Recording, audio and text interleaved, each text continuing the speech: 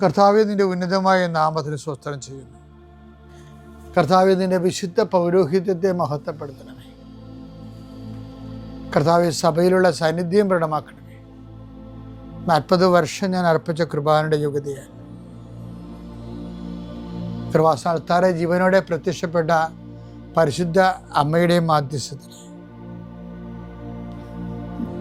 ഈ പ്രാർത്ഥന പ്രതീക്ഷിച്ചുകൊണ്ട് ലോകം മുഴുവനും വിവിധ സ്ഥലങ്ങളിൽ ജാഗ്രതയോടെ ഇരിക്കുന്ന ഓരോ മകൻ്റെ മേലും മകളുടെ മേലും കർത്താവേ, നിന്റെ തിരുമുറുവാർന്ന വലതുകരം ആണിപ്പെടുന്ന അത്ഭുതകരം വെക്കണമെന്ന് പ്രാർത്ഥിക്കുന്നു. എൻ്റെ പ്രിയപ്പെട്ട മക്കളെ, 7 ഗോൾഡൻ ലെറ്ററിൽ എഴുതി അച്ഛനെ ഈശോ കാണിക്കുന്നുണ്ട്. 7 ബന്ധപ്പെട്ട് തീർച്ചയായിട്ടും കർത്താവ് നിങ്ങൾ അനുഗ്രഹിക്കുമെന്ന് എനിക്ക് ഉറപ്പാണ്.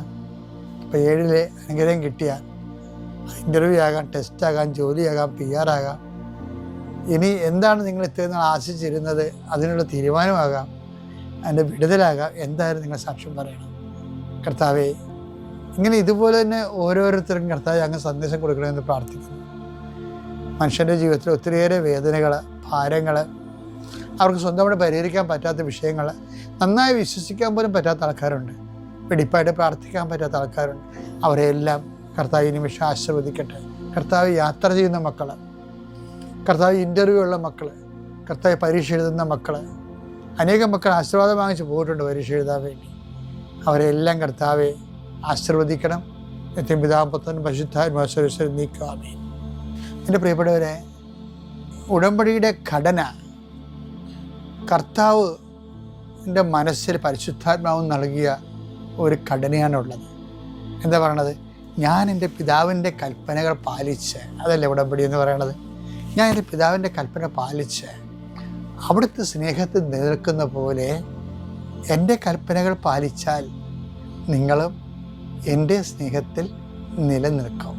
യോഹന്നാൻ 15:10 ഞാൻ എൻ്റെ പിതാവിൻ്റെ കൽപ്പനകൾ പാലിച്ച് അവിടുത്തെ സ്നേഹത്തിൽ നിലനിൽക്കുന്നത് പോലെ നിങ്ങൾ എൻ്റെ കൽപ്പനകൾ പാലിച്ചാൽ എൻ്റെ സ്നേഹത്തിൽ നിലനിൽക്കും.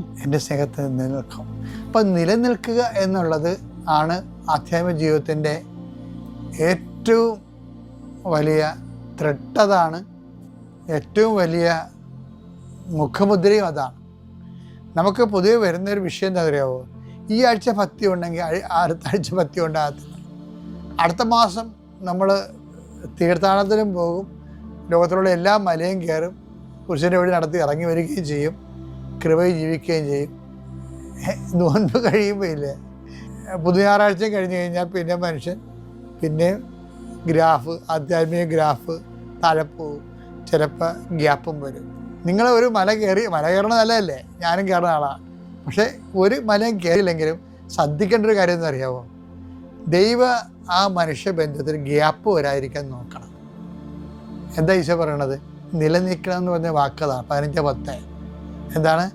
ഞാൻ എൻ്റെ പിതാവിൻ്റെ കൽപ്പന പാലിച്ച് അവിടുത്തെ സ്നേഹത്തിൽ ഗ്യാപ്പില്ലാതെ, വിള്ളലില്ലാതെ, കണ്ടിന്യൂസ് ആയിട്ട് പിന്തുടർന്നുകൊണ്ട് നിലനിൽക്കുന്നത് പോലെ നമ്മൾ ഒത്തിരി പീക്കിലേക്ക് പോയില്ലെങ്കിലും ദൈവമായിട്ടുള്ള ആ ബന്ധം അത് ഒത്തിരിയേറെ നിമ്നോന്നതങ്ങൾ ഇല്ലെന്നുണ്ടെങ്കിലും ഒരു ബേസിക്കായിട്ട് ദൈവമായിട്ടുള്ള ആ നിലനിൽപ്പ് സൂക്ഷിക്കുന്നത് എൻ്റെ ഗുണമെന്ന് വെച്ച് കഴിഞ്ഞാൽ, നിലനിന്ന് കഴിഞ്ഞാൽ ഉള്ള ഗുണം എന്നറിയാവോ?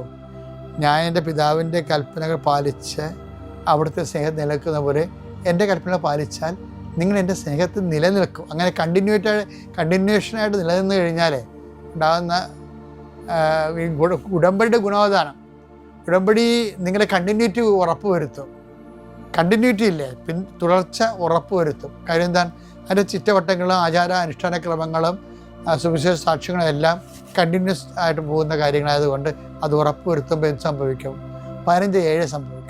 യോഹന്നാൻ 15:7. യോഹന്നാൻ 15:7 നിങ്ങൾ എന്നിൽ വസിക്കുകയും എൻ്റെ വാക്കുകൾ നിങ്ങളിൽ നിലനിൽക്കുകയും ചെയ്യുന്നെങ്കിൽ ഇഷ്ടമുള്ളത് ചോദിക്കുക, നിങ്ങൾക്ക് ലഭിക്കും. അപ്പൊ നിലനിൽക്കുക എന്നുള്ള വാക്കുണ്ട് അവിടെ. 2 സ്ഥലത്തുകൊണ്ടേ 15:10 നിലനിൽപ്പുണ്ട്. എന്താണ്? ഞാൻ എൻ്റെ പിതാവിൻ്റെ കൽപ്പന പാലിച്ച് അവിടുത്തെ സ്നേഹം നിലനിൽക്കുന്നത് പോലെ എൻ്റെ കൽപ്പന പാലിച്ചാൽ നിങ്ങൾ എൻ്റെ സ്നേഹം നിലനിൽക്കും.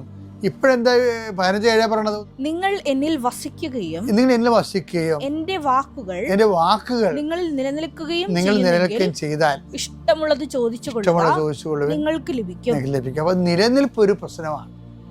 ഗ്യാപ്പ് ഉണ്ടാകരുത്. അതുകൊണ്ടാണ് ഉടമ്പടി ഗ്യാപ്പ് ഉണ്ടായിക്കഴിഞ്ഞാൽ പിന്നെ ഞാൻ പോലും ആൾക്കാരെ കാണത്തില്ല. എന്താ കാര്യം? ഒരു ഉടമ്പടിയിലല്ല. ഉടമ്പടിയിലാണെങ്കിൽ അവരെ കാണാൻ എളുപ്പമാണ്. നമുക്ക് ചുമ്മാ കാര്യങ്ങൾ കേട്ട് കർത്താവിൻ്റെ നാമത്തിൽ പ്രാർത്ഥിച്ച് മതാനും മധ്യസ്ഥം വെച്ച് കഴിഞ്ഞപ്പോൾ തന്നെ വിഷയം ശരിയാകും. പക്ഷേ അവർ ഉടമ്പടിയിലല്ലെങ്കിലോ, കാര്യം ഉടമ്പടി പ്രകാരം ജീവിക്കുമ്പോഴാണ് നിങ്ങൾ എൻ്റെ വാക്ക് കേൾക്കുകയും ഞാൻ നിങ്ങളെ വസിക്കുകയും ചെയ്യുന്നെങ്കിൽ ഇഷ്ടമുള്ള ചോദിക്കാൻ പറഞ്ഞു. അപ്പോൾ നമുക്ക് പ്രശ്നമൊന്നുമില്ല, പ്രാർത്ഥനയ്ക്ക് തടസ്സമില്ല, ഇഷ്ടമുള്ള നമുക്ക് ചോദിക്കാം. പക്ഷേ ഗ്യാപ്പ് ഉണ്ടാകരുത്. അത് പ്രത്യേകം ശ്രദ്ധിക്കണമെന്ന് ഈ സമയം നോയമ്പ് കാലത്ത് പ്രത്യേകം ഓർപ്പിക്കുകയാണ്. പിതാവിൻ്റെയും പുത്രൻ്റെയും പരിശുദ്ധാത്മാവിൻ്റെയും നാമം.